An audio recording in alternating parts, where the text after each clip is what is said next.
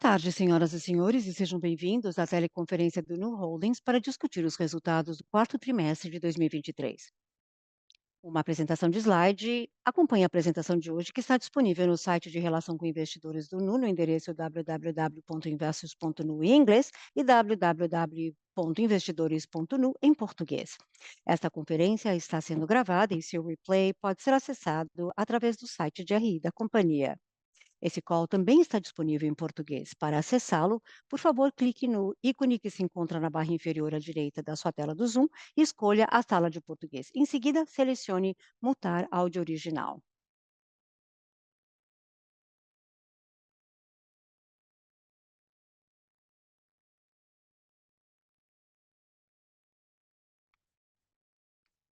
Gostaríamos de informá-los que todos os participantes terão apenas ouvindo a apresentação. Vocês podem enviar as suas perguntas online a qualquer momento usando a função do Q&A da plataforma. Eu gostaria agora de passar a palavra para o senhor Jörg Friedman, diretor de Relações com Investidores do Nu Holdings. Por favor, o senhor pode prosseguir. Muito obrigada, operadora, e também muito obrigada a todos por participarem do nosso call de hoje. Caso não tenham visto ainda o nosso release de resultados, uma cópia está disponível na seção da central de resultados do nosso site de relação com investidores. Presentes comigo hoje estão Davi Vélez, nosso fundador, CEO e presidente do conselho, Youssef Lahrech, nosso presidente e COO, Guilherme Lago, nosso CFO, e Jack Dougall, o nosso CPO.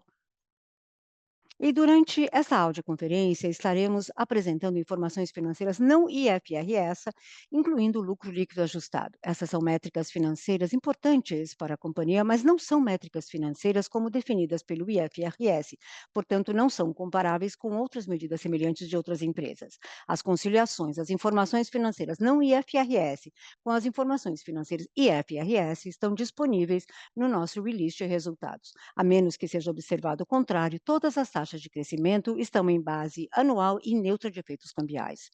Também eu gostaria de lembrar a todos que a discussão de hoje pode incluir declarações futuras, que não são garantia de desempenho futuro e, portanto, não se deve colocar muita confiabilidade nelas. Essas declarações estão sujeitas a inúmeros riscos e incertezas e, portanto, poderiam levar a resultados reais que diferem substancialmente das expectativas da companhia. Favor consultar a divulgação de declarações futuras no release de resultados da companhia. Hoje, nosso fundador, presidente e CEO, Davi Vélez, abordará os principais destaques dos resultados do nosso quarto trimestre de 23 e dará um panorama sobre as nossas prioridades para 2024. Em seguida, Guilherme Lago, nosso CFO, e Youssef Lahrech, nosso presidente e CEO, falarão sobre o nosso desempenho financeiro e operacional no trimestre e logo em seguida teremos o prazer de responder às suas perguntas. Agora eu gostaria de passar a palavra para o Davi. Por favor, prossiga. Obrigada, Jörg, e boa noite a todos. E, novamente, muito obrigada por estarem conosco hoje. O resultado do quarto trimestre de 2023 marca o nosso segundo ano como empresa de capital aberto e o nosso 10º ano desde a nossa fundação. Nossa missão, dedicada a combater a complexidade e empoderar as pessoas, continua a ganhar um forte impulso, atendendo agora quase 100 milhões de pessoas no Brasil, México e Colômbia. Enquanto isso, nosso modelo de negócios, ancorado em três princípios fundamentais: rápida expansão da base de clientes, aumento da receita para o cliente e custos operacionais eficientes, está trazendo substancial poder de ganhos que imaginamos. O crescimento da nossa base de clientes tem superado consistentemente nossas expectativas, atingindo cerca de 94 milhões de clientes ao final do trimestre, quando comparado a 54 milhões há apenas 3 anos. Estamos a caminho de ultrapassar 100 milhões de clientes em 2024 e pretendemos continuar marchando na direção do desempenho de maior desenvolvimento da maior plataforma de consumo da América Latina. O ritmo de adições líquidas de clientes no Brasil continua impressionante, com uma média de 1,3 milhão de clientes por mês, resultando em um total de 87,8 milhões de clientes até o final de 2023. Ao mesmo tempo, o nosso crescimento no México se acelerou com o crescimento líquido de quase 1 milhão de novos clientes no trimestre, atingindo um total de 5,2 milhões de clientes até o final de 2023. Isso destaca o sucesso da nossa decisão no terceiro trimestre de aumentar o yield de depósitos no México, que acelerou o nosso flywheel em toda a empresa no país e consolidou o Nu como um líder indiscutível na categoria de banco digital no México. Por fim, eu gostaria de compartilhar alguns destaques financeiros. No quarto trimestre, nossas receitas aumentaram para 2,4 bilhões de dólares, acelerando sequencialmente para um aumento de 57% em relação ao ano anterior. Nosso lucro bruto ultrapassou 1,1 bilhão de dólares, crescendo 80%, 87% em relação ao ano anterior, enquanto nossa margem bruta se expandiu mais uma vez, atingindo 47,5% no trimestre. A expansão sequencial da margem bruta impulsionou o nosso lucro líquido, que atingiu 361 milhões de dólares americanos, enquanto o lucro líquido ajustado ficou em 396 milhões de dólares, refletindo um aumento de 229% em relação ao ano anterior. Isso demonstra a força do nosso modelo de negócios, capaz de combinar um forte crescimento de receita com níveis muito sólidos de rentabilidade. Esse slide apresenta uma visão geral das tendências do nosso desempenho financeiro nos últimos 2 anos. Ele ressalta nosso sucesso consistente em expandir a base de clientes, enquanto ao mesmo tempo aceleramos as receitas e a rentabilidade. O crescimento robusto da nossa base de clientes, impulsionado pelas crescentes oportunidades de cross-selling e upselling facilitadas pela nossa plataforma altamente engajada, resultou em um aumento de mais de 3 vezes nas receitas trimestrais em apenas 2 anos, em uma base neutra cambial. Isso se traduziu numa taxa de crescimento anual composta de 82% neste período. O terceiro gráfico deste slide ilustra muito bem a nossa sólida capacidade de precificação e underwriting. Nosso lucro bruto trimestral, calculado como receita total menos custos de captação, despesas transacionais e com provisões para perdas de crédito, aumentou em mais de 4 vezes no mesmo período. Por fim, acreditamos que o impacto conjunto dos fatores mencionados acima, juntamente com a forte alavancagem operacional da nossa plataforma e a maturação dos nossos primeiros produtos no Brasil, resultou em uma aceleração significativa do crescimento do lucro líquido. Essa tendência de aumento é evidente no gráfico à direita, especialmente nos últimos 4 trimestres. Prevemos que esse efeito composto continuará nos próximos anos, impulsionado pela combinação de crescimento sustentado e maior rentabilidade em nossa plataforma. Agora, eu gostaria de destacar como o nosso modelo Flywheel não está apenas impulsionando a aquisição de clientes e o crescimento de dados, mas também sustentando um ritmo intenso em nossas principais métricas financeiras. À medida que nossas 3 regiões geográficas continuam a crescer, aproveitando a vantagem operacional inerente ao nosso modelo, nossa holding transformou efetivamente seu potencial em lucros. No quarto trimestre, o Nu Holdings obteve um lucro líquido ajustado de 396 milhões de dólares, refletindo um retorno sobre o patrimônio líquido anualizado ajustado de 26%, superando o desempenho da maior dos seus pares na região e apesar de manter um considerável excesso de capital de 2,4 bilhões de dólares na holding. Se tivermos que considerar nossas operações apenas no Brasil, nosso retorno sobre o patrimônio líquido continua a aumentar e permanece acima de 40%. Agora eu gostaria de recapitular brevemente como nos saímos em relação às nossas prioridades em 2023. No início do ano passado, comunicamos nossas 3 principais prioridades para o ano. A primeira era ampliar nosso negócio de crédito no Brasil, tanto quirografários quanto garantidos. A segunda era aumentar a nossa participação no segmento de mercado de alta renda no Brasil. E o terceiro foi aumentar os depósitos em moeda local no México e na Colômbia. Como vocês podem ver na primeira parte desse slide, dobramos a nossa originação de empréstimos pessoais no ano passado, de quase 1 bilhão no quarto trimestre de 2022 para 2 bilhões de dólares no quarto trimestre de 2023. Atualmente, o banco tem uma participação de mercado estimada de novas originações em empréstimos pessoais quirografários de cerca de 22%, comparado aos 12% do final do ano passado. Além disso, lançamos nosso produto inicial SIAP de empréstimo consignado do setor público em abril de 2023, seguido pelo FGTS em agosto de 2023 e depois pelo INSS em outubro de 2023. No quarto trimestre de 2023, 10% da nossa originação de crédito pessoal já vinha de linhas de empréstimos com garantia e muito mais virá em 2024. Mas, de modo geral, estamos muito satisfeitos com a nossa evolução na ampliação do crédito pessoal no Brasil nos últimos 4 trimestres. Agora vamos nos aprofundar na nossa segunda prioridade, que é conquistar o share of wallet no segmento de luxo no Brasil. Esse é um esforço que levará tempo e será recompensado a longo prazo. Acreditamos que estamos bem posicionados para competir e vencer nesse segmento. O ano de 2023 serviu como base para essa jornada de longo prazo. Observamos um progresso substancial em nosso esforço de segmentação, com crescimento acelerado no market share pela principalidade. Além disso, lançamos vários recursos e produtos em todas as dimensões da nossa plataforma adaptadas ao segmento, como ofertas de crédito de serviços bancários, crédito e investimentos.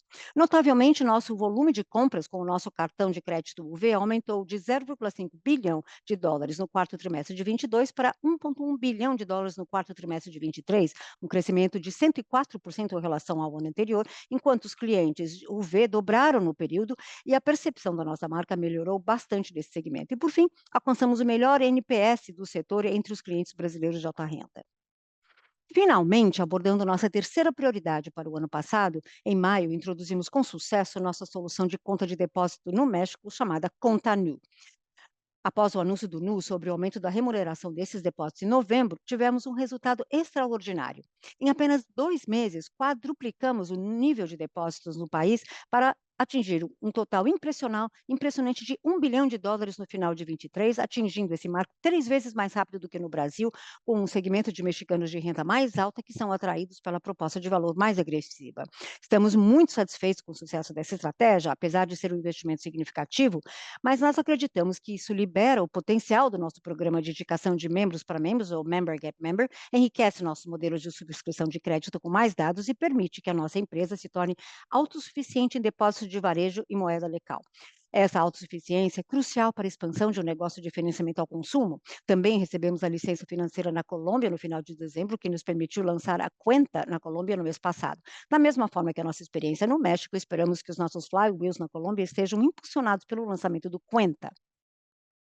No geral, acreditamos que 2023 foi um ano em que pudemos provar definitivamente ao mercado, com números sólidos, que o modelo de banco digital que estamos construindo já há mais de uma década é o futuro do setor bancário. Este modelo não é apenas capaz de adquirir e atender dezenas de milhões de clientes em escala a um custo extremamente baixo, mas também gera a maior satisfação para os consumidores, enquanto, ao mesmo tempo, produz um dos maiores retornos sobre o patrimônio líquido para os acionistas. Obtivemos um processo significativo, obter licenças bancárias em 2 novas geografias e ao lançar franquias de depósito bem-sucedidas no México. Também crescemos em novos segmentos, como o de alta renda. Esses avanços apontam na direção de que esse é um modelo que vai além do Brasil e vai além dos consumidores do mercado de massa.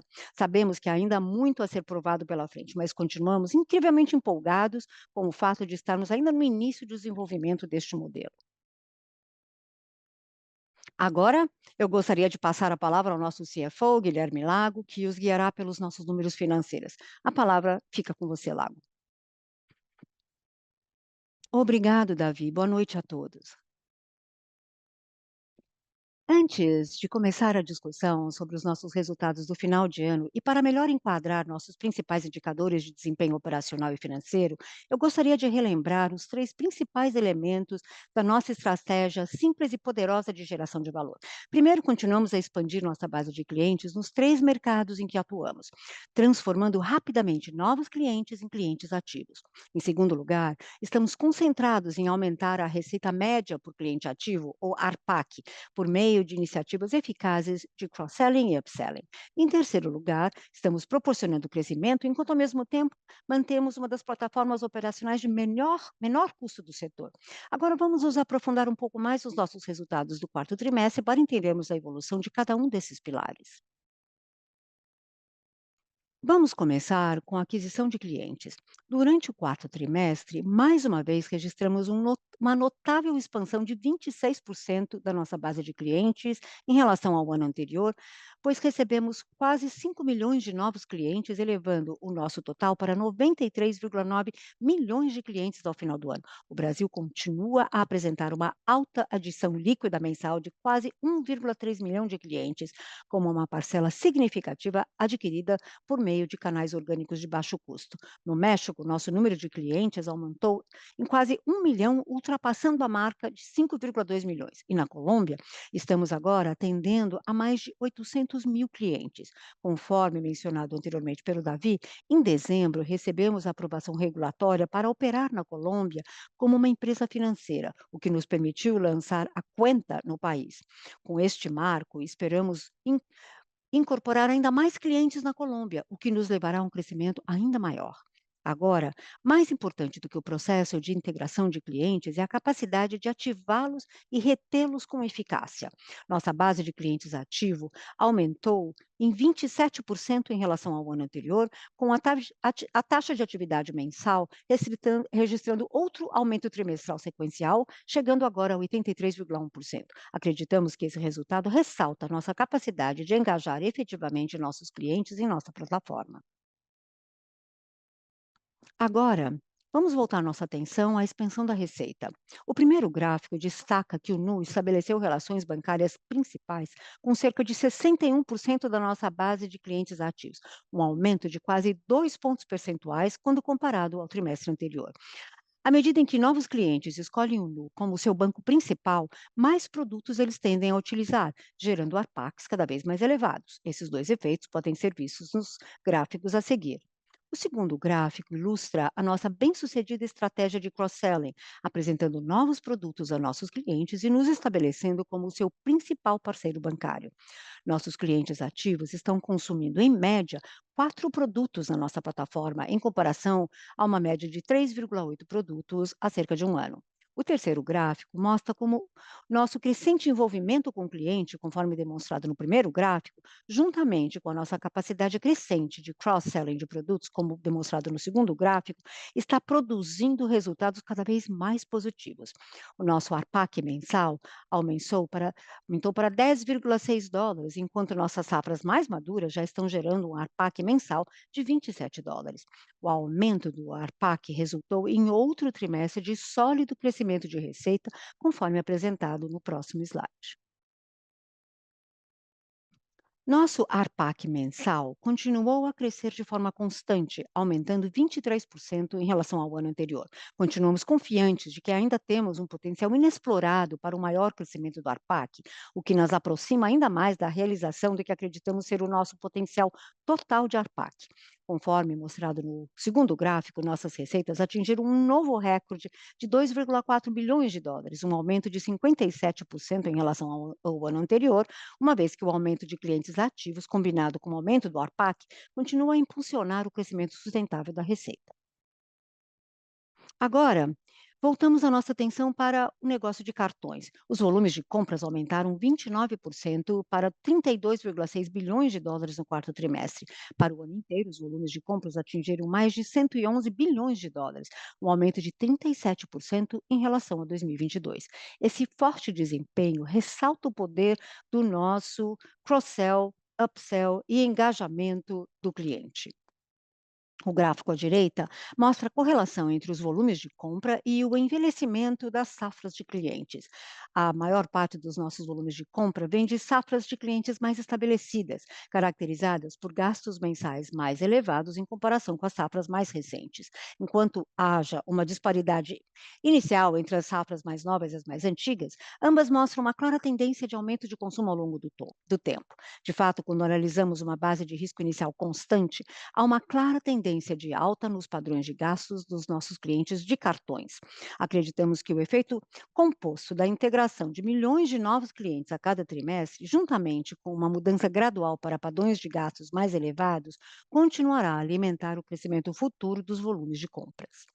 Acreditamos que atualmente detemos uma participação de mercado de 13,8% do mercado de cartões de crédito no Brasil, em termos de volume de compras, um aumento de 150 basis points em relação ao ano anterior.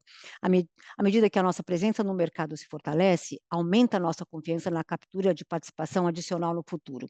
Essa confiança está enraizada no ritmo constante de aquisição de clientes e no fortalecimento dos seus relacionamentos conosco.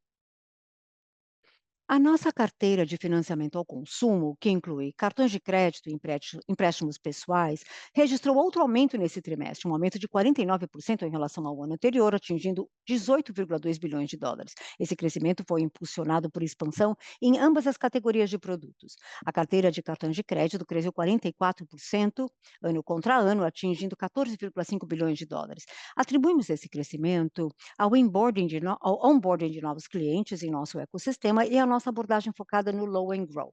Essa carteira de crédito pessoal é um destaque nesse trimestre, aumentando 76% ano contra ano e atingindo 3,7 bilhões de dólares. Nossas safras de crédito pessoal mantiveram os comportamentos de crédito esperados, seguindo as mesmas tendências observadas no trimestre anterior, o que nos permitiu aumentar a originação por ainda mais um trimestre. Acreditamos que existem oportunidades significativas para continuarmos a expandir a nossa carteira de crédito, enquanto ao mesmo tempo buscamos retornos atraentes e resiliência de crédito robusta. Como já mencionado anteriormente, isso pode resultar em taxas de inadimplência intencionalmente mais altas, mas nosso objetivo é garantir que elas possam ser mais do que compensadas por receitas adicionais, resultando em marchas de juros líquidas ajustadas ao risco mais altas. Agora vamos dar uma olhada mais aprofundada no detalhamento dos empréstimos com receita de juros na nossa carteira de cartões de crédito. Continuamos com a nossa estratégia de aumentar a parcela dos empréstimos com cartão de crédito que rendem juros, com especial ênfase no Pix e no financiamento por boleto bancário. Isso tem impulsionado o crescimento sustentado do nosso saldo de parcelas sujeitas a ganhos de juros, que agora representa 23% do total da nossa carteira de empréstimos com cartão de crédito. Nosso objetivo é capitalizar em cima da crescente adoção do Pix no Brasil, onde continuamos a ser o principal fornecedor dos serviços Pix.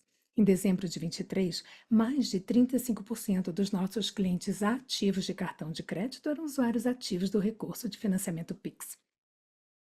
Acreditamos que esse tipo de financiamento oferece uma atraente taxa de retorno ajustada ao risco, o que nos permite expandir a monetização do nosso negócio de cartões de crédito para além da geração de receita de prestação de serviços, além de destravar um valor substancial, à medida que atendemos a uma importante necessidade do cliente. No entanto, intencionalmente não aumentamos nossa participação em recebíveis rotativos, que até mesmo diminui para 6% do total de recebíveis em comparação trimestral. Por sua vez, nosso saldo total do portfólio sujeito a ganhos de juros, IEP, incluindo rotativo, está em 29% da carteira neste TRI, em comparação com 23% do mercado. Nossa carteira de empréstimos pessoais, composta por empréstimos com garantias e quirografários, permanece resiliente e alinhada às nossas expectativas. As originações dobraram ano contra ano, atingindo 10 bilhões de reais no trimestre. Os empréstimos pessoais com garantias estão crescendo de acordo com o plano, com as originações no trimestre atingindo 10% do total versus 3% no TRI anterior. Durante o ano passado, fizemos um progresso substancial na ampliação de nosso portfólio de produtos de empréstimo, introduzindo novos empréstimos com garantias e quirografários para atender uma gama maior de necessidade dos clientes. Nos empréstimos com garantias, agora oferecemos empréstimos consignados para servidores públicos federais e aposentados e empréstimos garantidos por FGTS por investimentos para a população brasileira em geral. Embora esses novos produtos ainda não tenham impactado significativamente os volumes de originação ou a carteira de crédito, acreditamos que eles estabelecem as bases para um crescimento contínuo e contribuem para o desenvolvimento de uma carteira de crédito ainda mais resiliente nos próximos anos. Observem que o nosso credit yield nesse trimestre foi afetado pelo mix de empréstimos. Como os empréstimos pessoais com garantia, por definição, têm taxas de juros mais baixas, um aumento na originação desses empréstimos afetará diretamente a taxa de juros média. O yield do empréstimo pessoal quirografário, no entanto, aumentou marginalmente no trimestre, pois continuamos a expandir a elegibilidade para faixas mais arriscadas de clientes. Passemos agora ao progresso feito na área de captação, funding. Continuamos a observar uma sólida tendência na expansão de nossa base de depósitos, que aumentou 38% ano contra ano, atingindo 23,7 bilhões de dólares no final do ano.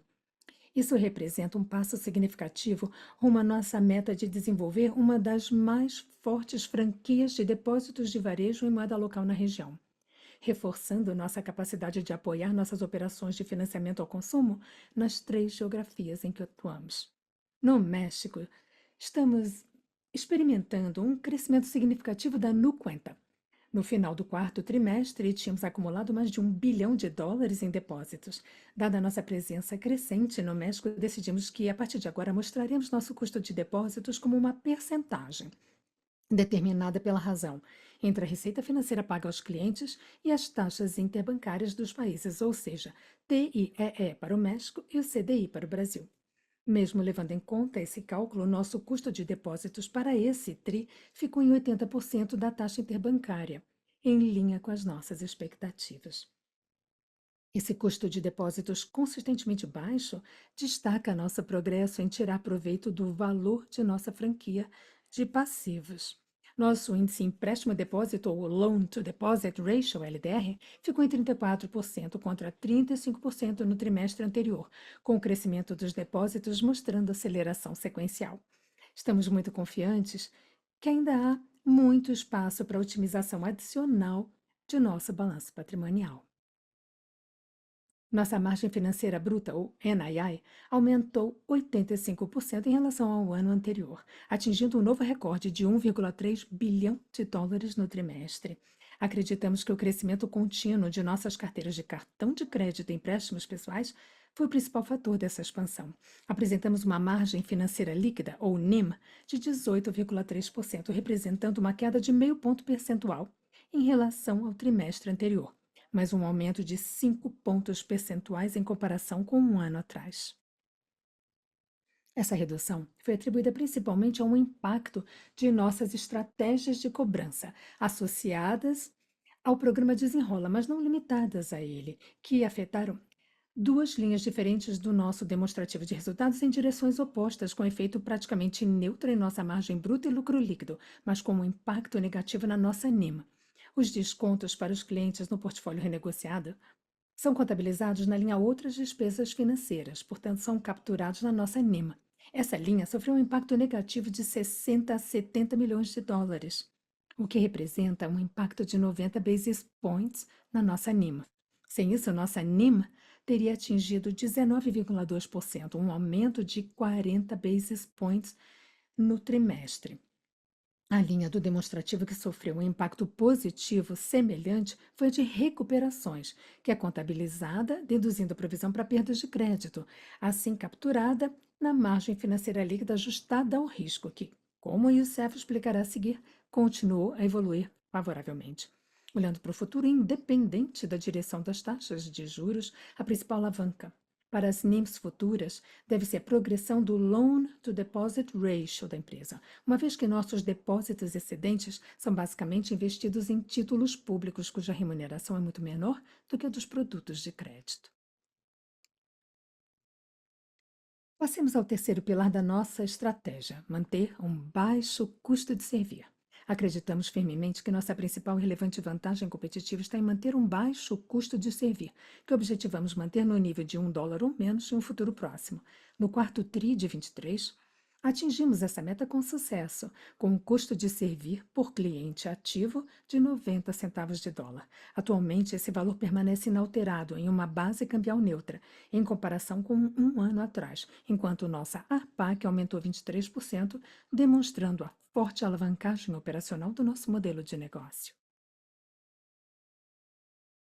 Nosso lucro bruto atingiu um novo recorde trimestral, ultrapassando US$ 1,1 bilhão, um aumento de 87% em relação ao ano anterior. Além disso, nossa margem de lucro bruto aumentou quase 5 pontos percentuais, para 47,5%, destacando a expansão da margem que começou no terceiro trimestre de 2022. Nossa margem de lucro bruto continua a ser impactada positivamente pelas melhorias contínuas observadas em nossa margem financeira líquida e no custo do risco. Mas o movimento nesse TRI também foi ampliado pela sazonalidade positiva em relação aos volumes de compra com cartões, o que aumentou as receitas de intercâmbio.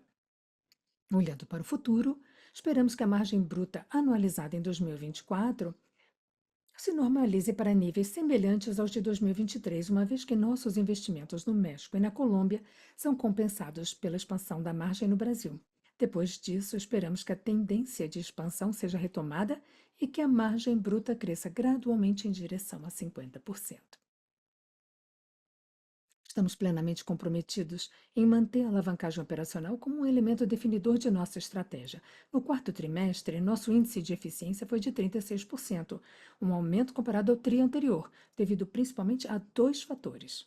Primeiro, investimos mais em esforços de branding à medida que avançamos em nossa estratégia no segmento de alta renda no Brasil e progredimos no México. Esses esforços estão estritamente ligados às prioridades da empresa para 2023. Estamos satisfeitos com sólidos desenvolvimentos alcançados. É importante mencionar que as despesas de marketing ficaram abaixo da média histórica durante o primeiro semestre de 2023. Portanto, em parte, o aumento das despesas nesse trimestre já era esperado e foi previamente comunicado. Em segundo lugar, nossas despesas com a nuvem aumentaram devido ao maior uso de dados decorrente do aumento das transações e da atividade dos clientes, especialmente durante a temporada de festas de fim de ano. Acreditamos que esse curso será revertido nos trimestres seguintes. Apesar de um índice de eficiência mais alto no trimestre, o índice de eficiência para 2023 permaneceu forte, atingindo 36%, uma melhoria de 19 pontos percentuais em comparação com o ano anterior. Acreditamos que o nosso nível de eficiência posiciona o Nubank como uma das empresas mais eficientes da América Latina.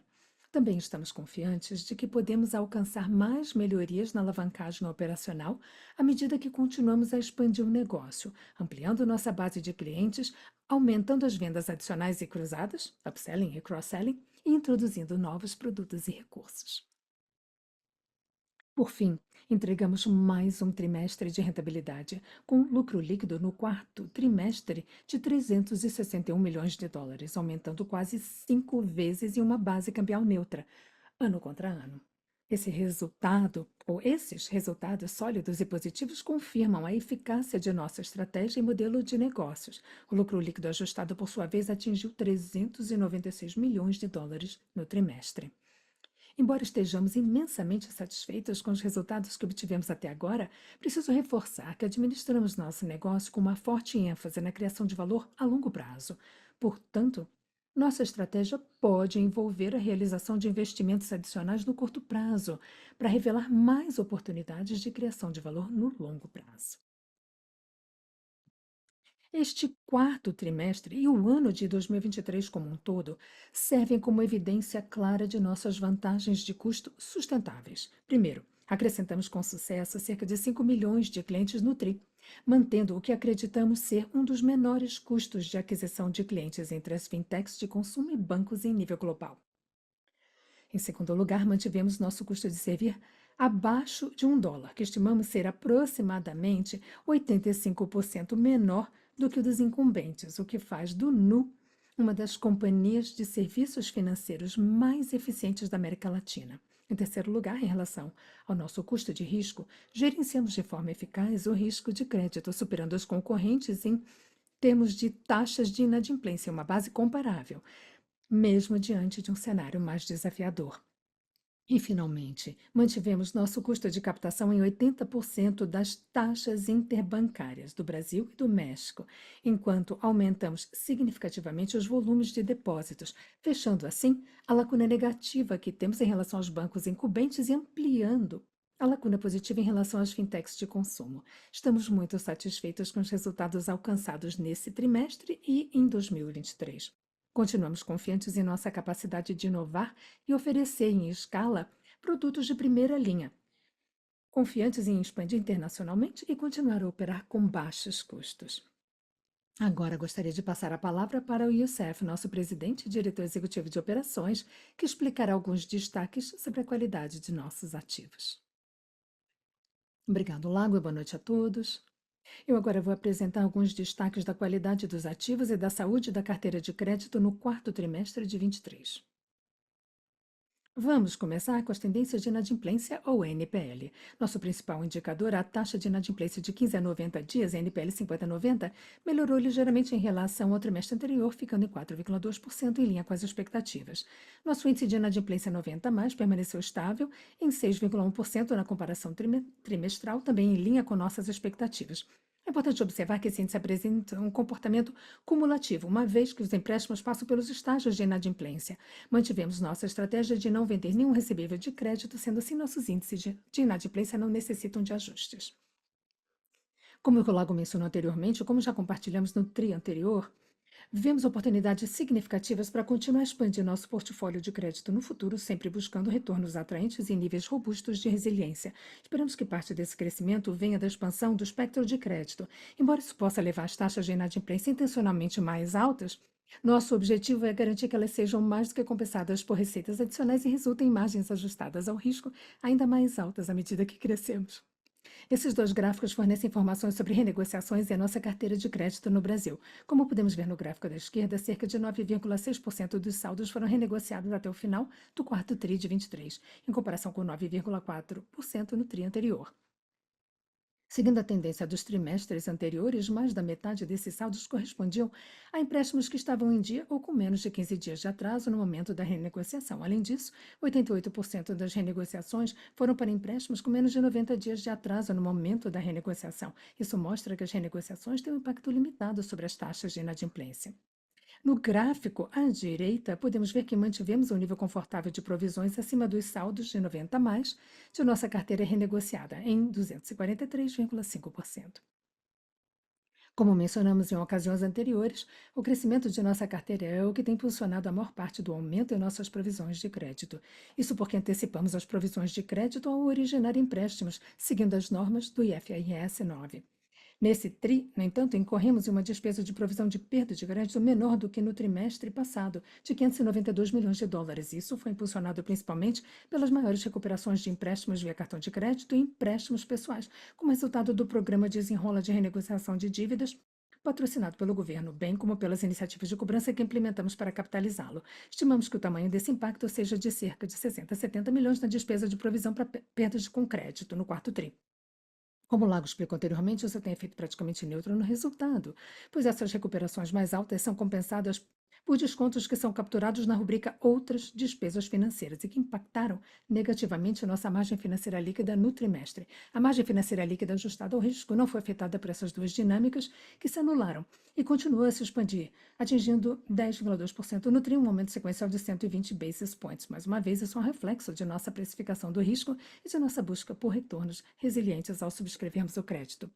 Para concluir, estamos muito satisfeitos em apresentar mais um forte conjunto de resultados nesse TRI que refletem o progresso que fizemos e o histórico que construímos ao longo dos anos. A saudável qualidade de nossos ativos e nossos retornos robustos refletem nossa abordagem eficaz de precificação de riscos e capacidades superiores de subscrição de crédito. Estamos muito animados com a perspectiva de crescimento contínuo e confiantes que vamos manter e expandir esse forte histórico de entregar resultados ainda melhores no futuro.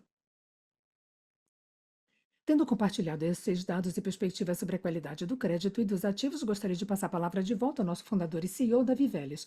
Para suas observações finais, Davi, é com você.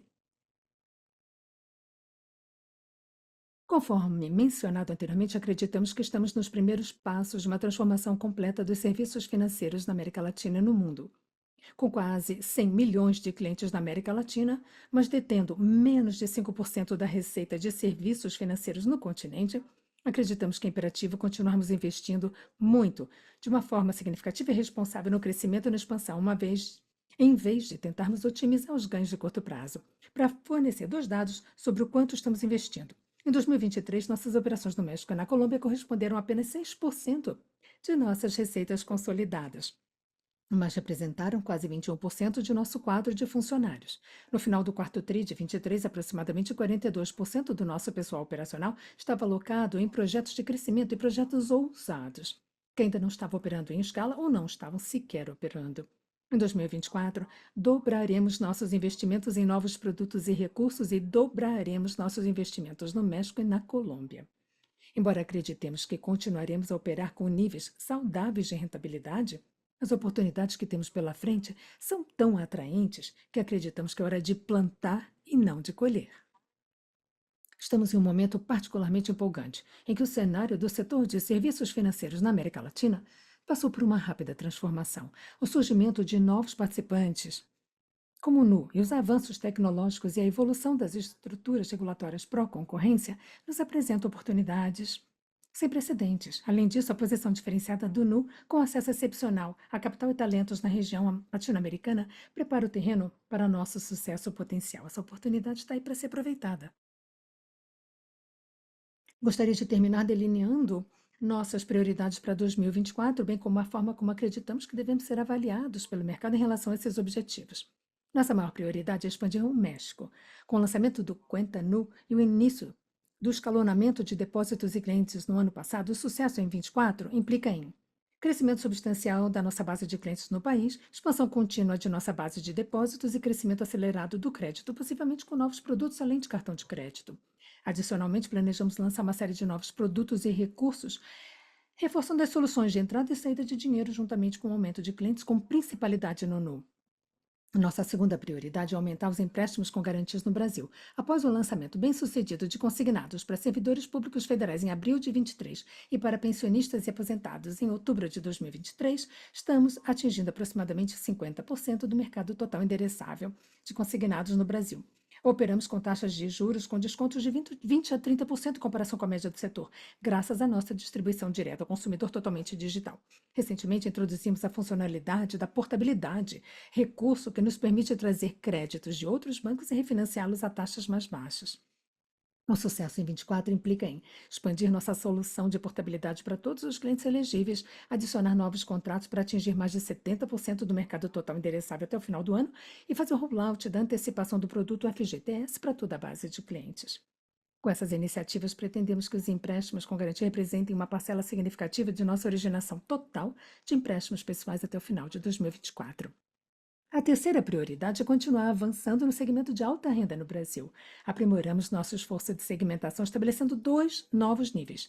Supercore, que abrange clientes com renda mensal entre 5 e 12 mil reais, e alta renda, que abrange clientes com renda mensal acima de 12 mil reais. No Brasil, já atendemos mais de 70% dos clientes Supercore e 60% dos clientes alta renda existentes no mercado. Portanto, nossa principal oportunidade é aumentar nosso share of wallet entre os clientes que já temos na nossa base de clientes. O sucesso para 2024 implica em expandir ainda mais nossa base de clientes ultravioleta e aumentar o uso que fazem de nossos produtos, lançar mais produtos e serviços sob medida para esses indivíduos e aumentar o número de contas em que temos principalidade nesses segmentos. Por fim, nossa quarta prioridade é tornar o conceito do Money Platform tangível e concreto para os nossos clientes. O Nubank do Futuro é uma plataforma de tecnologia do consumidor multinacional que fornece produtos e serviços financeiros e muito mais. E acreditamos que os efeitos combinados de pagamentos em tempo real, Open Banking e inteligência artificial são aceleradores para nós nessa direção estratégica. E queremos que o ano de 2024 marque um ponto de inflexão nos produtos e serviços que lançaremos aproveitando essas tecnologias. O sucesso em 2024 implica em lançar vários novos produtos e recursos para nossos clientes que continuarão a aumentar nossa proposta de valor e, ao mesmo tempo, usar a tecnologia para aumentar ainda mais a nossa alavancagem operacional. Com isso, convidamos suas perguntas. Obrigado pela atenção e participação. Agora daremos início à sessão de perguntas e respostas para investidores e analistas. Queiram fazer uma pergunta, por favor, cliquem em Raise Hand. Se a sua pergunta for respondida, vocês podem sair da fila clicando em Put Your Hand Down. Por favor, limitem-se a uma pergunta e uma follow-up. Caso tenham outras perguntas, por favor, entrem novamente na fila. Vocês podem enviar suas perguntas online a qualquer momento hoje, usando a caixinha do Q&A que está na plataforma. Agora, eu gostaria de passar a palavra novamente ao senhor Jörg Friedman, que é o nosso Head de Relações com Investidores. Muito obrigada, operadora. Bom, estamos então prontos para dar início à sessão de Q&A, e a pergunta vem do Jorge Kuri, do Morgan Stanley. Olá a todos, muito obrigada por a oportunidade de fazer essa pergunta. E parabéns pelos números do trimestre e do ano. Eu gostaria de fazer uma pergunta sobre o empréstimo consignado. Se puderem, por favor, me dar uma ideia de como é que vocês estão vencendo nessa área de empréstimo consignado. Foi dito logo aqui no final da apresentação que vocês estão oferecendo preços que são muito abaixo daquilo que os bancos tradicionais estão oferecendo. Isso é algo que se refere a todos os seus clientes, ou nós vemos alguma sensibilidade de preços onde as pessoas estão mudando, né, o seu consignado para vocês, porque vocês têm uma melhor experiência do usuário, ou porque vocês têm uma melhor tarifa? Então, qual seria a razão principal deles estarem migrando? Migrando o consignado, sei lá, para pessoas que ainda não tinham consignados, vocês estão refinanciando os empréstimos consignados, e esse refinanciamento geralmente vem de bancos dos bancos tradicionais, que geralmente têm tendem a ter grande parte do consignado do setor público, né, do governo, e esse refinanciamento, às vezes, que vem dos bancos do setor privado. Agora, o empréstimo consignado, vocês estão vendo que esse pagamento também do consignado está sendo depositado com vocês? Essa seria a minha primeira pergunta. Se vocês não se importarem, eu gostaria de acrescentar mais uma segunda pergunta, porque uma das suas prioridades para 2024, como disse o Davi, são novos produtos para os clientes super core, ou seja, principalmente, né, pessoas de alta renda. Que tipo de produtos vocês estão se referindo? Obrigado. Jorge, aqui é o Jack Dougall, que diretor de produtos. Eu gostaria de responder a sua pergunta e também eu gostaria de entrar em alguns dos assuntos que você mencionou. O nosso negócio de estratégia de empréstimos com garantia. Em primeiro lugar, eu gostaria de me referir aos volumes iguais de originação desses empréstimos que vieram do FGTS, né, que tem a ver com, né, a poupança da da previdência dos clientes, e o consignado, né, ou funcionários que já se aposentaram também. A fórmula que estamos seguindo em termos de por que os clientes nos procuram o nosso banco, são por questões muito específicas e talvez seja específico para alguém que já acompanha o banco há algum tempo. Nós oferecemos uma experiência móvel muito friendly, muito amigável, 100% presente no telefone celular. E como nós oferecemos esse serviço, isso ajuda a fazer com que o nosso custo seja muito baixo. Portanto, isso nos permite, como disse o Davi, a oferecer um preço muito mais baixo quando comparado à média, né, dos outros bancos. E esse é um flywheel muito poderoso, onde os clientes nos procuram tanto pela simplicidade da sua experiência e também pela vantagem de preço. E nós somos, então, o local onde os consumidores são muito sensíveis ao preço. Um outro aspecto da sua pergunta era por que os clientes estão migrando de outros bancos para nós. Eu gostaria de ressaltar alguns pontos aqui. Todos os clientes para os quais estamos oferecendo esses empréstimos garantidos são atualmente novos clientes do Nubank. Estamos agora pescando no nosso próprio aquário, não estamos mais pescando no mar aberto. E um outro fator importante que é bom ter em mente em termos dos resultados do 4 TRI é que os nossos produtos e processos com relação à portabilidade desses empréstimos, o que é um importante fator nesse mercado. Isso ainda está em estágio inicial, bem inicial. Então, basicamente, todos os empréstimos que nós originamos no 4 TRI eram novos empréstimos de clientes. Eu espero que isto tenha lhe dado uma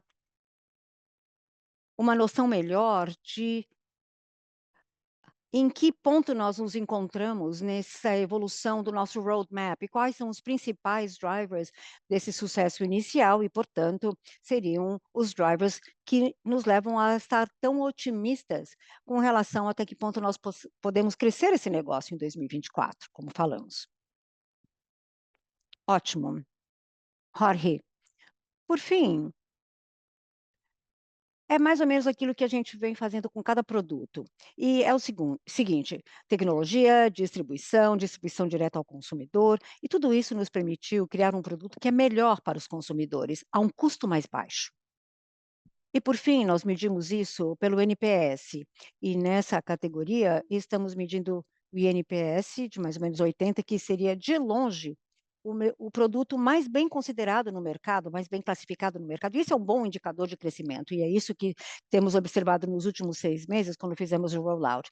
Tradicionalmente, é uma ótima experiência, bem, leva algumas semanas, existem também, às vezes, muita fraude associada com alguns processos, isso envolve muita papelada, portanto, nós oferecemos isso diretamente para a distribuição do cliente, é simplesmente um produto melhor com preço mais baixo. E os consumidores parece que entendem muito bem essa equação. Agora, respondendo à sua segunda pergunta sobre produtos adicionais para aqueles super core, os clientes super core, esse é um segmento, na verdade, é um segmento de menor renda dentre aqueles de alta renda.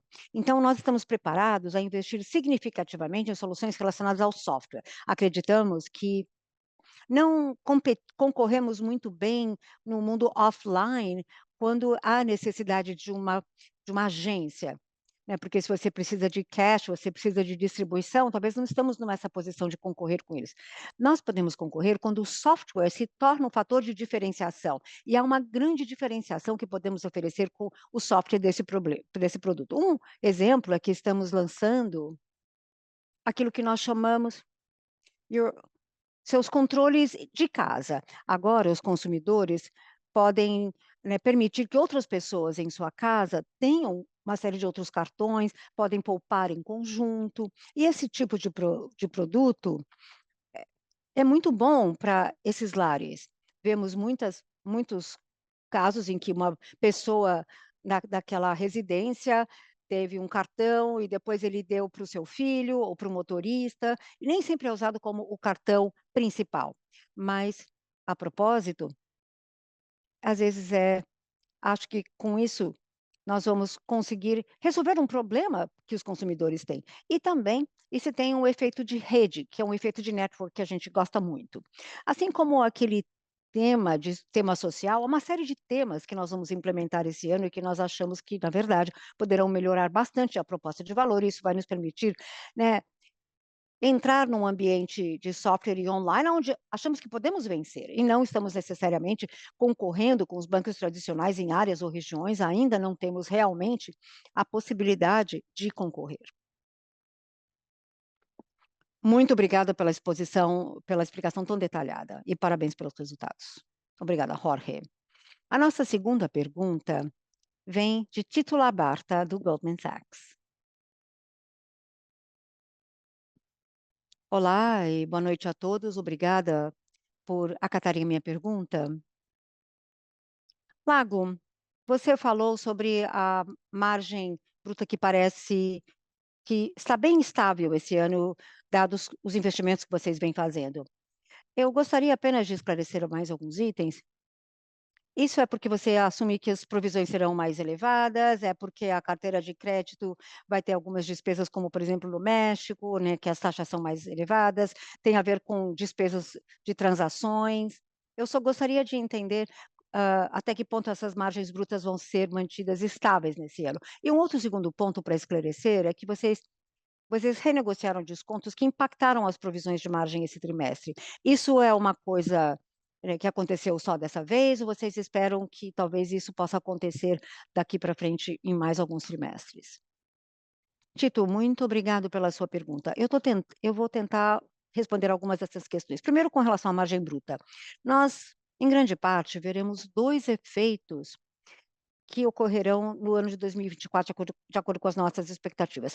As operações do Brasil ainda vão reportar, né, maiores, né, NIIs e NIM, porque nós vamos crescer o tamanho da nossa carteira de crédito e otimizar o balanço. Por outro lado, nós esperamos fazer investimentos adicionais, como disse pelo Davi, para com relação a nossos alocação de recursos do México e na Colômbia. E esses são mercados que são menos maduros que o Brasil e, portanto, quanto mais rápido crescemos nesses mercados, especialmente, né, visto as provisões, né, de expansão de crédito, teremos que fazer alguns investimentos adicionais em termos, né, do nosso P&L. Então nós vamos expandir as margens no Brasil, investimentos adicionais do México e na Colônia, que serão por grande parte mitigados, e então as nossas margens brutas, por outro lado, devem evoluir, né, bem distantes daquele zip code em que estavam em 2023. Essa é a primeira pergunta. Agora a segunda pergunta foi sobre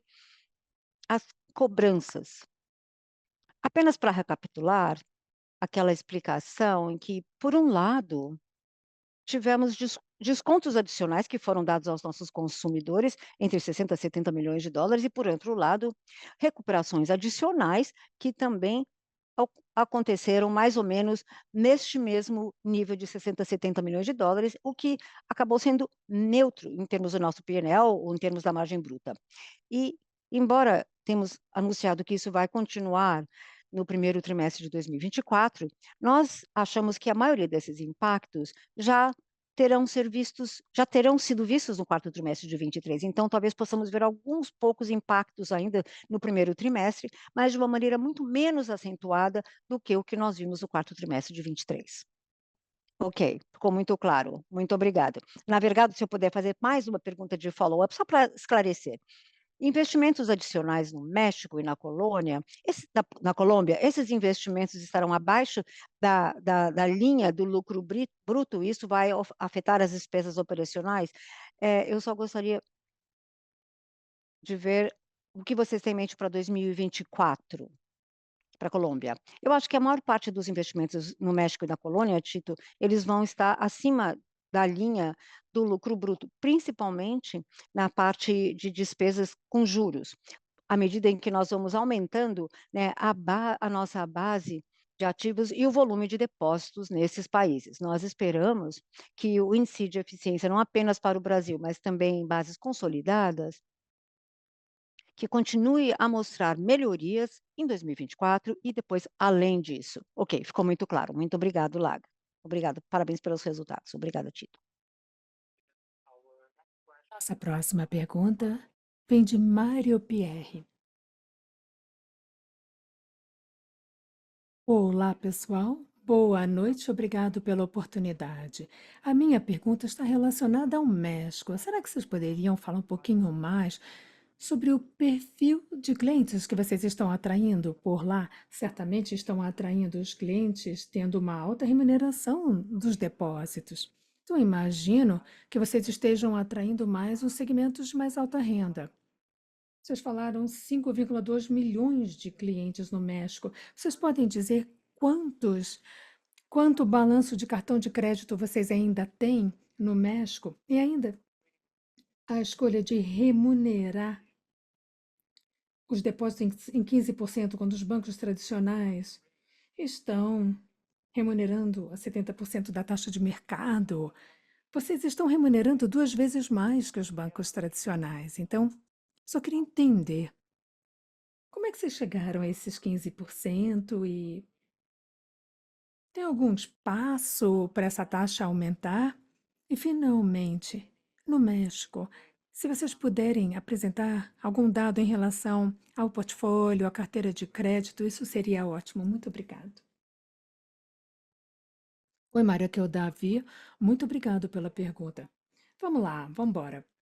Desde que nós começamos no México há coisa de 3 anos, eu diria que nós vimos cerca de um split entre 50% e 50% entre clientes bancarizados e não bancarizados. Foi bem 50% a 50%.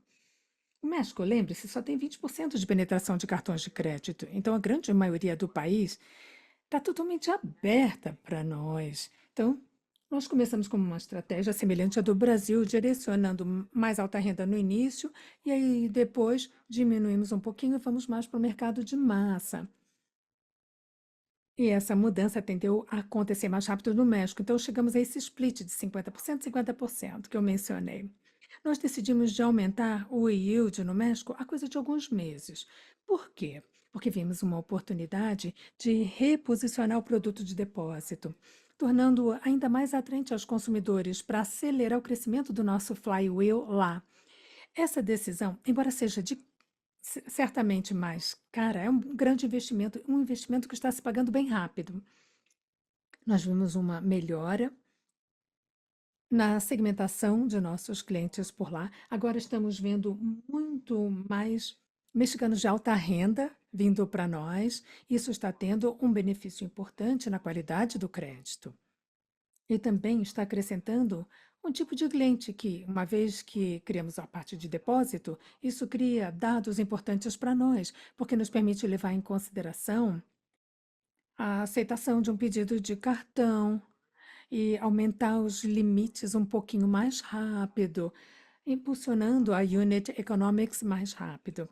Isso, obviamente, nos traz os depósitos para financiar o negócio. Vocês se lembram, começamos como um monoliner, em que o maior risco de execução que tínhamos era entender a captação. e tínhamos que depender de outros bancos para nos financiar. Esse risco desapareceu.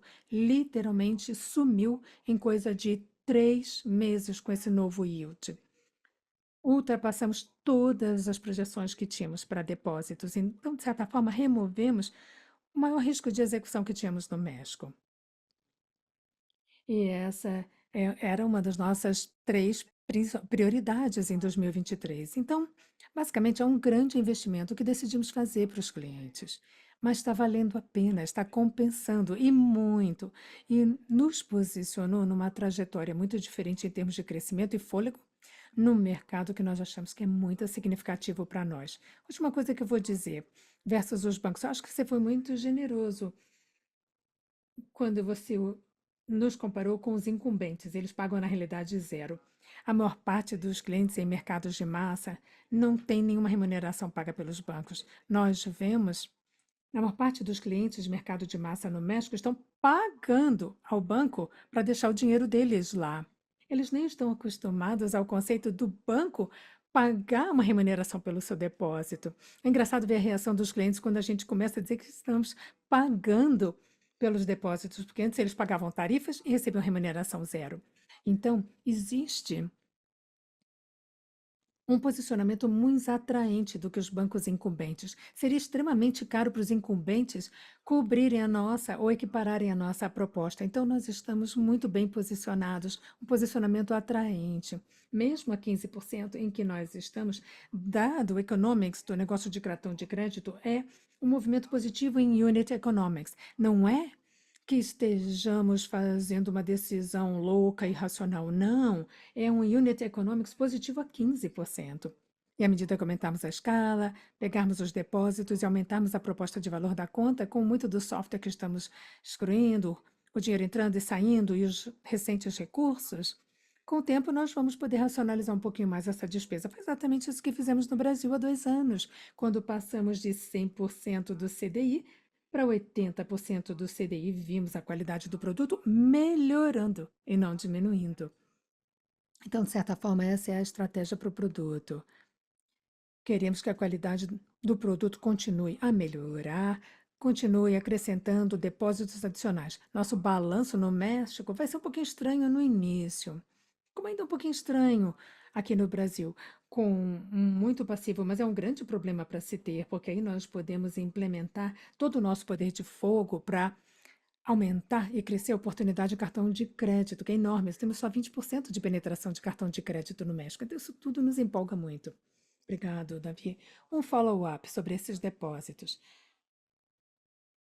Como é que você está vendo os tickets? Eles são remunerados a partir do primeiro dia ou como é que é a remuneração? Foi como a que você fez no Brasil, que você não remunera nos primeiros 30 dias?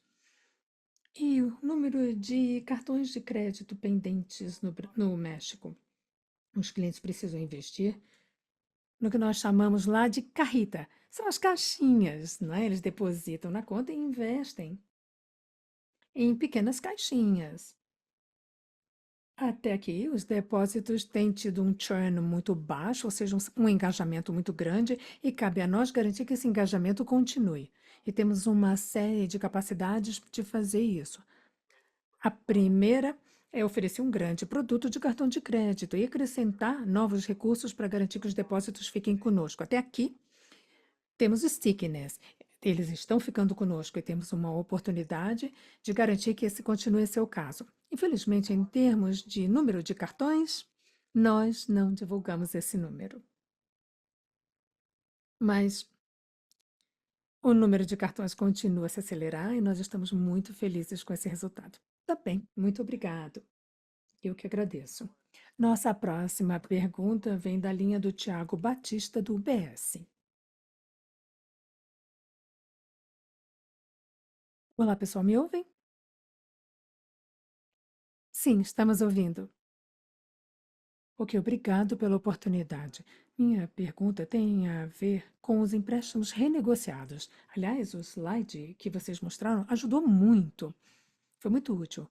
Minha pergunta é num cálculo bem simples. Entendemos que o nível de provisões para esses empréstimos atingiu 44% no quarto TRI. Era 33, no quarto TRI de 2021, 40%, no quarto TRI de 2022. Então, se você pudesse comentar um pouquinho sobre a estratégia do banco em relação a esses empréstimos renegociados, seria ótimo. E seria possível assumir que esse nível de 44% seria a quantia que o NU acredita que serão perdas nesses empréstimos renegociados? O Tiago, aqui é o Youssef. Obrigado pela pergunta. Você está correto no seu cálculo da taxa de cobertura dos recebíveis pendentes, em torno de 44, 45%. A forma como eu pensaria isso é o seguinte: isso vai espelhar o que acontece com a carteira total em termos de taxa de cobertura. Nós podemos ver a evolução disso na página 34 da apresentação, em que vemos a taxa de cobertura sobre o saldo total e sobre o NPL 90+. E a dinâmica aí é semelhante. Porque, à medida que os empréstimos passam pelas etapas de inadimplência, de inadimplência e chegam a 90+, a taxa de cobertura de NPL 90+, tende a ficar estável. Essa mesma dinâmica se aplica aos empréstimos renegociados, embora uma taxa mais alta, porque os empréstimos renegociados têm um risco mais alto, como nós podemos ver, ou pudemos ver na análise que nós fornecemos. Ok, muito obrigado, muito claro.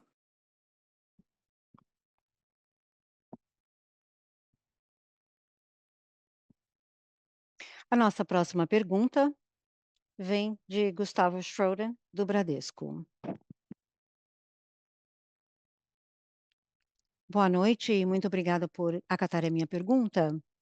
A minha pergunta refere-se aos seus investimentos no segmento de alta renda no Brasil, mais especificamente com relação aos investimentos que vocês fizeram. Eu acho que o Lago mencionou isso durante a apresentação, que parte do impacto sobre o índice de eficiência tinha a ver com investimentos nesse segmento de alta renda.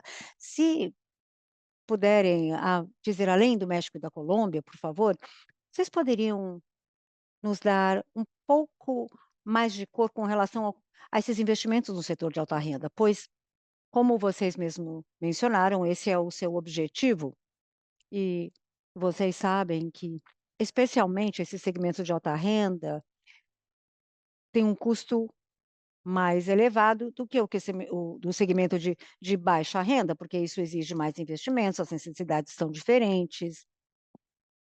Então, se puderem, esses investimentos e esse impacto, digamos, com relação ao setor de alta renda, é específico deste trimestre ou podemos dizer que veremos impactos também no índice de eficiência com relação a essa estratégia mais para frente? Oi, Gustavo, é o Lago, obrigada pela pergunta. Eu acho que, em resumo, não, não devemos esperar nenhum tipo de mudança nos índices de eficiência que já vimos nos trimestres passados. Como eu já falei durante a minha apresentação de abertura, o quarto trimestre de 2023, vimos 2 impactos que, na verdade, fizeram que os índices de eficiência tivessem um aumento de 100 basis points.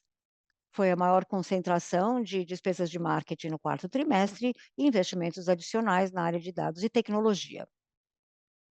Esses 2 efeitos, em conjunto, representam 170 basis points e acreditamos que isso será revertido nos próximos trimestres. Portanto, se levar em conta esses 170 basis points, você ainda continuará a ver melhorias adicionais no índice de eficiência. Na verdade, já estamos em meados, né, do primeiro trimestre de 2024 e esses índices de eficiência já estão se direcionando àquele patamar já esperado, que é mais baixo e melhor daqui para frente. Os principais investimentos que estamos fazendo para melhorar o nosso share of wallet dentre esses clientes de alta renda, eu diria, são segmentados em 2 estágios. O primeiro estágio, que teve início há cerca de 18 meses, nós investimos muito tempo e energia no desenvolvimento de novos produtos e características para adquirir novos clientes. E se você definir esses clientes adquiridos, que são pessoas que têm receita média acima de R$ 12.000,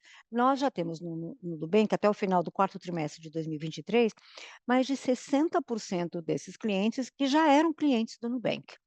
Então, no primeiro estágio era a aquisição de clientes com um baixo custo de aquisição, e o segundo estágio é a principalidade do cliente, construindo em cima daquilo que, né, os meus colegas já falaram anteriormente, baseado em pagamentos do banco, produtos de investimento, e não haverão grandes investimentos em termos de recursos humanos, mas isso não necessariamente vai, levar a nenhuma grande mudança na estrutura de custo que nós temos no Brasil, principalmente nesses últimos 2 anos. Então, Jeg, eu não sei se você gostaria de acrescentar mais alguma coisa com relação aos investimentos e produtos que lançamos. Eu vou rapidamente fazer a minha observação. Dentro do contexto daquilo que o Lago acabou de dizer, que é que nós esperamos que o nosso índice de eficiência não não mostre nenhuma outra tendência, como foi demonstrado nesse último trimestre, estamos continuando a investir bastante em produtos existentes e também em novos produtos, muitos desses voltados mais para esse segmento super core e assim como também o segmento de alta renda. Como disse o Lago, a maioria desses clientes, os 70% do Supercore e 60% do alta renda, já são clientes do Nubank. Então, como é que a gente motiva ou impulsiona o engajamento? Isso é um valor que teremos com o tempo. Algumas tendências que nos deixaram muito satisfeitos mostram que o nosso produto de flagship para o alta renda, que é o cartão ultravioleta, no decorrer de 2023, teve ótimos ganhos no NPS. Nós tivemos o maior NPS, o banco com o maior NPS, de acordo com o BEM nesse segmento. E isso tem a ver com algumas tendências que estávamos rastreando internamente. E com esse aumento, né, do amor que os clientes têm por esse produto, né, nós também oferecemos outros features, como cashback, etc. Nós estamos observando um crescimento significativo no uso desses clientes desse cartão e também no nível de satisfação com relação às linhas de crédito que estamos oferecendo a eles, que também, em conjunto, estamos construindo um flywheel. Um outro grande investimento que fizemos no decorrer de 2023 foi para expandir um bundle em torno desse cartão ultravioleta, que oferece vários features, né? Ah, atendimento ao cliente especial para esses clientes e outras características boas. Em torno desse bundle e do cartão, estamos investindo em outras características e produtos que têm a ver com produtos bancários, investimentos, seguros, e tudo isso gradualmente vai acabar se traduzindo em benefícios para o nosso produto e esperamos que isso também possa trazer uma solução completa para esse pagamento, embora esses sejam investimentos que serão acumulados durante o ano, tudo naquele contexto que já foi mencionado pelo Lago, ou seja, né, tudo isso é computado mesmo que a gente tenha uma forte índice de eficiência. Está muito claro. Agora, eu tenho apenas um follow-up com relação a essa última parte da sua pergunta. Você mencionou alguns produtos que vocês já estão oferecendo aos clientes de alta renda, alguns produtos de crédito, e se eu entendi também, você falou sobre, mais investimentos, seguros, produtos de seguro, etcétera. Vocês poderiam nos dar, por exemplo, vocês estão pensando em investir ou em oferecer, talvez, né, empréstimos para aquisição de imóveis, também para esses clientes de alta renda, que deveriam estar mais relacionados, digamos, a empréstimos pessoais ou investimentos em seguros? Será que vocês poderiam nos dar, talvez, exemplos de produtos mais específicos que vocês poderiam oferecer aos clientes de alta renda, além, né, de investimentos, crédito e seguros? Sim, claro. O que eu diria é que, em termos da nossa estratégia geral, o nosso objetivo final é atender esses clientes com uma com um conjunto de soluções completa e holística. O cartão de crédito foi o nosso ponto de partida em termos do cartão ultravioleta, mas estamos olhando por todo o suíte de produtos e muitos dos nossos produtos talvez não estavam sendo usados de uma forma proporcional por esses clientes de alta renda, estavam sendo utilizados de forma desproporcional. Estamos olhando investimento, seguro, e não há dúvida de que algumas linhas de produtos que nós provavelmente talvez não vamos oferecer já por um tempo, estamos olhando todo o suíte de produtos que já oferecemos para o mercado de massa e até além desses produtos, e começando com esse segmento de clientes, entendendo quais são suas necessidades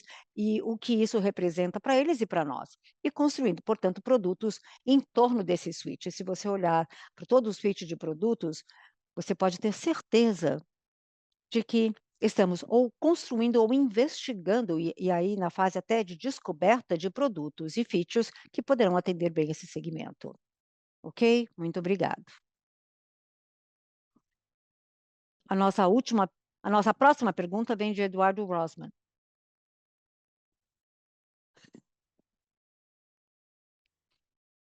Olá, parabéns pelos números. Eu tenho uma pergunta sobre a regulamentação no México.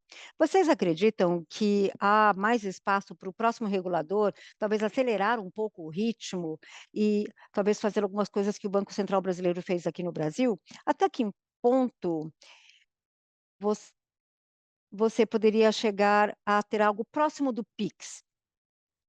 O que é preciso que os reguladores entendam que isso pode beneficiar a penetração de crédito no México? Ou mostrando o que foi feito no Brasil, eu teria até interesse de ouvir qual é a sua opinião sobre isso. Bom, muito obrigada pela sua pergunta. Veja, eu acho que a tendência é positiva. Estamos gastando muito tempo falando com os reguladores. Eu acho que o caso do Brasil acabou se acabou se tornando um exemplo muito claro, até globalmente, mostrando o que um regulador pode fazer para acelerar a inclusão financeira e trazer maior concorrência ao mercado. E esse exemplo é difícil de ignorar por parte das agências reguladoras. Nós fomos ao México há cerca de 3 anos atrás e ninguém ainda estava entendendo isso. Hoje, quando nós conversamos com eles, já está muito mais claro. O CODE foi lançado há alguns anos atrás. Houveram algumas decisões importantes que, na verdade, não fizeram com que o produto fosse de sucesso. Agora, as agências regulatórias estão revendo para tentar fazer com que o produto seja um sucesso. E há uma boa vontade, talvez, para ver um sistema totalmente digital ocorrendo no México. É difícil não enxergar isso, porque isso trará grandes benefícios para a sociedade e para o país, e isso é algo muito claro. Então, o que eu diria é que eu adoraria que isso fosse um processo mais rápido, mas eu vejo como a tendência sendo positiva e está evoluindo. Seria difícil adotar uma visão negativa, e daqui a pouco vocês ainda continuarão a ver uma penetração maior. Daqui a 5 anos as pessoas, talvez ainda queiram utilizar cash para tudo, mas o processo está mostrando que a economia será totalmente digitalizada. E algumas tendências que aparecem são totalmente globais. O Brasil foi rápido, o México vai ser um pouco mais lento, mas eu acho que o momento está evoluindo. Estamos tentando desempenhar um papel mais ativo no futuro para que eles sejam mais rápidos e ágeis.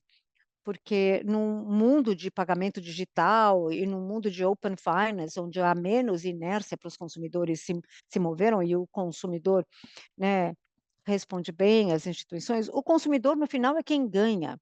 E porque a concorrência se torna muito poderosa, há grandes possibilidades de vermos uma queda na taxa de juros, aumento de consumo, etc.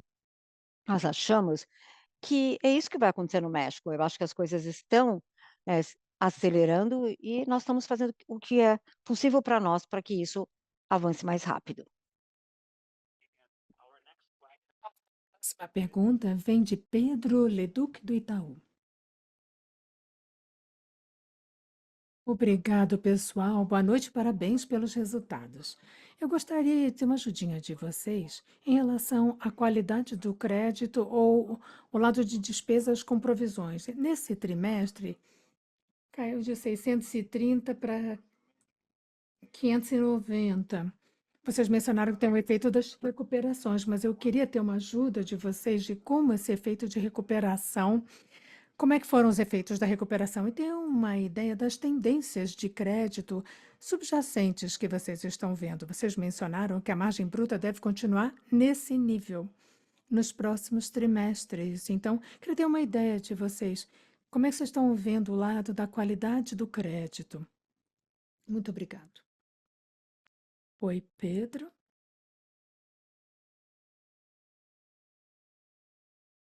Em relação às despesas de provisões para perdas de crédito, como nós explicamos nos nossos comentários anteriores, os 590 milhões foi um número impactado favoravelmente pelas recuperações, em ordem de 60 a 70 milhões de dólares no trimestre.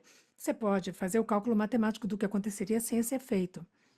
Seria em torno de 660, teria aumentado a um valor semelhante ao que tivemos no terceiro tri. A maior parte desse aumento veio de crescimento da carteira de crédito. Agora, daqui para frente,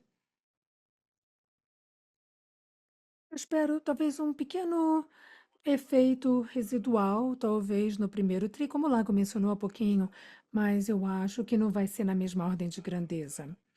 Eu espero que a tendência volte a ser como as dos trimestres anteriores, quando fomos expandindo a carteira de crédito. Uma parte dessa expansão, como eu disse, no trimestre passado e hoje já, uma parte desse crescimento virá a gente seguindo o espectro de risco. Teremos inadimplências maiores que exigirão provisões maiores, mas isso mais do que vai se pagar na forma de retornos mais altos e resiliência maior. É mais ou menos isso que nós estamos pensando. Ótimo, muito obrigado. Eu gostaria de fazer uma pergunta de follow-up. O seu NII pós-custo do risco, você mencionou que chegaram a 23 de ROI nesse trimestre, e vocês estão reinvestindo para crescimento. Eu sei que é difícil decompor que negócio está fazendo o quê, mas se vocês pudessem nos dar uma faixa de quanto vocês estão reinvestindo com esse número de ROE e se esse índice vai se manter, aumentar ou crescer, dado as novas captações que entrarão em 2024? Olha, Pedro, acho que a melhor forma de responder a sua pergunta é se você olhar a nossa estrutura de custo em geral, cerca de 55 a 60% da nossa estrutura de custo basicamente é folha de pagamento ou relacionado a ela. Como Davi mencionou nos seus comentários iniciais, cerca de 40% do nosso quadro operacional ainda está em projetos ousados de crescimento. São negócios que ainda não estão gerando receita em capacidade plena ou não estão gerando sequer qualquer receita. Isso lhe dá uma ideia da alocação dos nossos recursos em negócios que não são considerados centrais e geradores de lucro. Se fôssemos otimizar no longo prazo ou no curto prazo, nós poderíamos postar resultados materialmente maiores, mas esse não é o caso, porque nós estamos na estação de plantio e não de colheita. Nós esperamos, no longo prazo, que os ROIs, tanto no Brasil e em base consolidada, poderão se expandir ainda mais. E nós estamos investindo pesadamente para isso. Investindo, eu quero dizer, investindo em recursos humanos e tecnologia principalmente. Excelente, ajudou muito, muito obrigado, Lago. Nós que agradecemos, Pedro. E a nossa próxima pergunta vem da linha de Rafael Frade, do Citi. Olá, pessoal, boa noite. A minha pergunta está relacionada à sua posição de capital. Vocês mencionaram no trimestre anterior que a posição de capital era de cerca de 4,5 bilhão de dólares, mas nesse TRI era 5,4. Um salto grande na comparação trimestral. Então, eu gostaria de entender se existe algum ajuste que explique esse salto grande na posição de capital. Muito obrigado. Oi, Frade, muito obrigado pela pergunta. Não, acho que a melhor forma de eu responder a sua pergunta é chamar a sua atenção para todo o nosso demonstrativo financeiro, especificamente as notas explicatória 32, em que nós basicamente decompomos a nossa posição de capital regulatório para o Brasil e para o México, que são as duas entidades regulatórias. E eu acho que nos slides o que você vê é que pela primeira vez estamos acrescentando, ou estamos somando o Brasil e o México. Então você pode ver um leve aumento nos números, mas no geral, com o capital que nós temos alocado às nossas áreas geográficas reguladas, Brasil e México, temos duas vezes o capital mínimo regulatório. E se, além disso, você levar em consideração os 2,4 bilhões de capital excessivo que temos na companhia como um todo, nós chegamos a quase 3 vezes o mínimo capital regulatório exigido. Então, achamos que estamos bastante bem capitalizados, não vemos nenhuma necessidade de acessar o mercado de renda variável no curto prazo, para o nosso plano de 5 anos, ou fazer alguma capitalização material no Brasil num futuro próximo. O Brasil, esperamos, deve gerar lucro suficiente, resultado suficiente para sustentar o crescimento do negócio daqui para frente. Muito obrigado, Lago. A nossa próxima pergunta vem da linha de Yuri Fernandes, do JP Morgan. Olá, olá, Davi, Lago, York. Obrigada por acatar minha pergunta. Eu tenho um follow-up sobre o México. Na sua franquia de depósitos, o número de US$ 1 bilhão no México é bem impressionante. Vocês estão crescendo muito rápido desde novembro. Mas, Davi, eu acho que você mencionou alguns pontos, como custo de atacado e como é que os cartões de crédito tem um yield de acima de 50% e ainda é lucrativo de alguma maneira. Mas os seus depósitos estão crescendo muito mais rapidamente do que outros. Vocês apenas têm os dados regulatórios de novembro. Eu acho que vocês têm US$ 800 milhões no México. Vocês têm agora mais depósitos do que empréstimos. E basicamente isso implica que vocês têm um ano com um spread negativo. Vocês estão pagando 15 ou 16, eu acho, porque é 15 sem impostos. Mas o meu ponto tem a ver com as perdas no México. Talvez o Lago já tenha falado sobre isso, eu não sei, talvez seja a estratégia correta, mas talvez poderíamos ver, perdas maiores no México em 2024 e 2025. Talvez vocês possam falar sobre esse assunto, sobre o yield, mesmo que vocês não tenham as mesmas regras de contrapartida, né? E depois eu posso fazer um follow-up sobre essa pergunta. Muito obrigada. Ótimo. Foi uma pergunta muito boa. Nós Nós vemos isso como uma maneira de acelerar a parte de crédito também. Sempre dizemos que a sua perna direita não pode andar mais rápido do que a perna esquerda. Nós começamos apenas com a perna direita, só com crédito, e lançamos depósitos depois, então temos a perna esquerda também. Agora temos o desafio de coordenar as duas pernas. Na verdade, é um problema difícil, porque você não você não consegue ter perfeição, porque às vezes você tem informações boas como precificação, para você poder construir o produto que quer e otimizar. E para você às vezes você tem um mundo ideal para chegar a esse preço imediatamente. Nós preferimos começar do alto, porque é importante que a gente crie uma impressão boa para os consumidores e isso tende a ser uma vantagem quando você está posicionado como o rei daquela categoria, claramente. E é isso que nós estamos buscando no México. E uma vez que você consegue essa posição junto aos consumidores, você tem já uma percepção boa do mercado. E muitos dos flywheels começam a girar. Então, nesse sentido, você tem razão, que os depósitos estavam crescendo mais rápido do que o crédito. E agora nós estamos observando mais benefícios, né? Mexicanos de mais alta renda estão vindo para nós, o que está nos permitindo, né, aumentar o índice de aceitação dos cartões de crédito dos nossos clientes, nos permite aumentar os limites e isso aumenta o IPP para os cartões de crédito, isso traz mais clientes para a nossa rede, nós temos que gastar então menos com marketing. Então, como um todo, esse é um grande investimento para nós. Nós estamos observando essa decisão de investimento com muita atenção e es estamos ali para o longo prazo.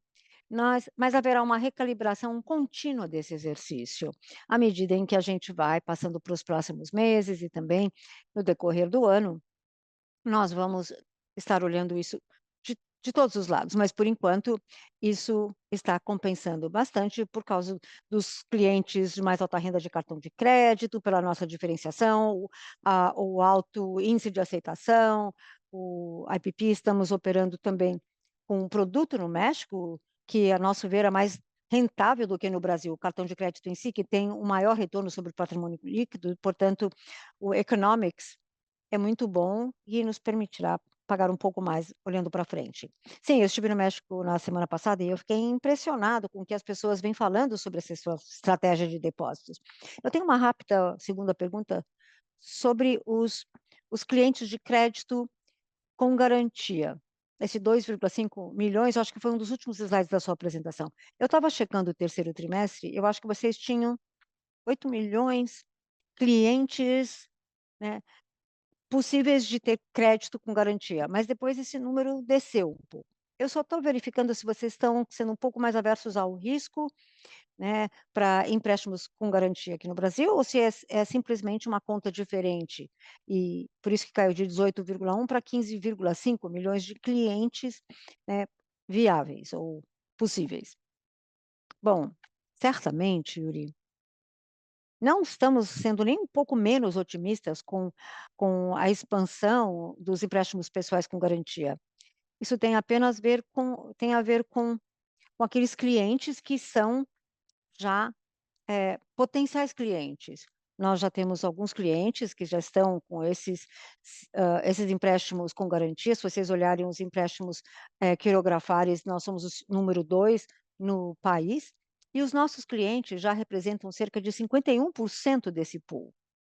Nós temos menos de 7 a 8% desse mercado, de forma que vamos continuar a crescer e expandir a originação ali em 3 vezes, aumentando, né, a probabilidade de termos mais clientes nessas carteiras. Vamos aumentar o tamanho médio do ticket médio, né, para offsetar o baixo crescimento que tivemos nos cartões de crédito. Número 3, também vamos aumentar a duração média, o duration média, hoje que é 1/3 do duration do mercado. Portanto, com essas 3 alavancas, acreditamos que poderemos aumentar a originação desses empréstimos daqui para frente. Ótimo, muito obrigado, Laga, e parabéns. Como já ultrapassamos 90 minutos do nosso call, estamos agora concluindo o call de hoje. Em nome do New Holdings e da nossa equipe de relação com investidores, eu gostaria de agradecer a todos pelo seu tempo e pela participação no nosso call de resultados de hoje. Estamos muito empolgados com as oportunidades que vemos à frente para o ano de 2024 e vamos continuar a reforçar a nossa posição no Brasil, México e Colômbia. Nos próximos dias, estaremos fazendo um acompanhamento daquelas perguntas que vieram pela nossa plataforma. E também responderemos aqueles que não tiveram chance de fazer suas perguntas hoje. Então, por favor, não hesitem em nos procurar caso tenham mais perguntas. Muito obrigada e boa noite a todos. Obrigada e boa noite a todos.